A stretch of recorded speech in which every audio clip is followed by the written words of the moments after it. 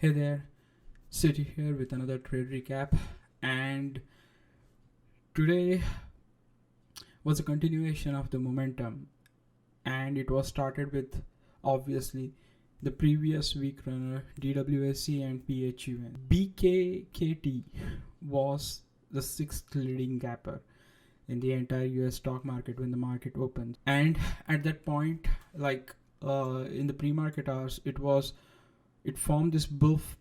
It formed that massive candle, and then it started uh,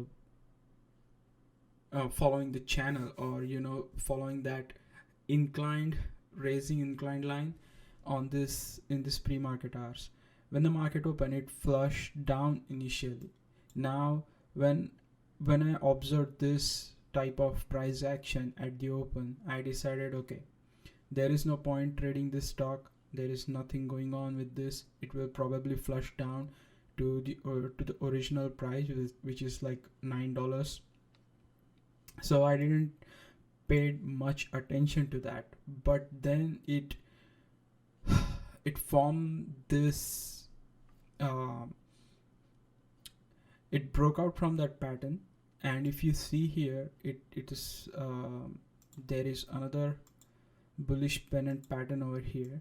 So it broke out from that downtrend, then it formed this bullish pennant pattern, and then again broke out, went into the halt twice, and then moved higher again, and then it started consolidating, forming another bullish pennant pattern. So when I saw that, I was paying close attention to enter into the trade, and I got that opportunity around two or one, between 1:45 and 2 p.m. and after in the afternoon hours, and I was trying to get filled in this breakout, but I couldn't get filled. Then it went into the halt, so I decided to stay away from it.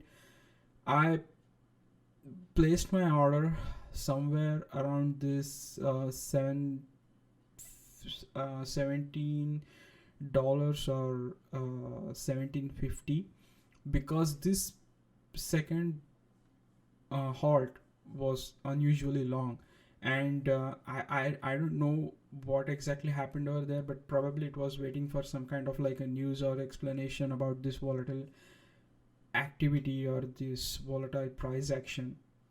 Nonetheless, when it came out when it resumed, it made another high. But when I saw this week at the bottom of this green candle, I was not sure. I thought like, okay, it's not going to hold this price for too long. So exactly that happened on this massive pullback.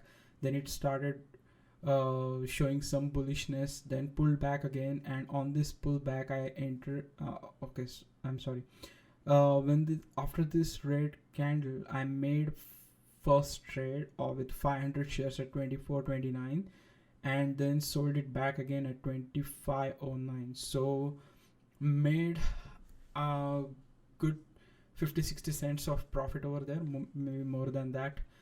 But I sold it very quickly because of this initial red candle, and at that point, like, it was forming this top wicks on this green candles, which is kind of like a somewhat like a bearish sign. And I was cautious. I didn't want to give back a lot of profit, and I didn't want to get myself in the situation to where I have to deal with bigger losses, because with the 500 shares, 20 cents drop means like you lose $100. So I don't want that, and that's why I sold it initially. Made awesome profit over there. Then on this pullback again, on this second pullback, I bought 50 shares at 22.85, sold it for 50 shares at 23.45, and that was basically those two were my main trades. After that, on this bull run, I took a little stab at it by buying 10 shares here and there, and overall I made $443.28. Now let's go back to Tdameritrade and see the actual trades. So as you can see here, I traded 630 shares, and these are my trades, all the trades that I took on BKKT. So the news, okay, let's cover the news. The news that was related to BKKT's price action is it partnered with Mastercard to offer crypto and loyalty solutions. It's kind of like a big news for a company like BKKT. I'm not sure how much it affected, how much price action got affected by this news on Mastercard, but certainly it was a big news for BKKT. And as it's related to the crypto, it's BKKT's price action will more or less will be dependent on the Bitcoin's price. If Bitcoin fell down, BKKT will come down. If it goes higher, if it move above $60,000 range, which is current price of Bitcoin, then obviously it will show some volatility. I hope you learned something from this video. If you think that you learned something from this video, give it a thumbs up and subscribe if you like. Also, I'm going to post all the links to the tools that I use and in the description down below. So if you like, you might want to check that as well.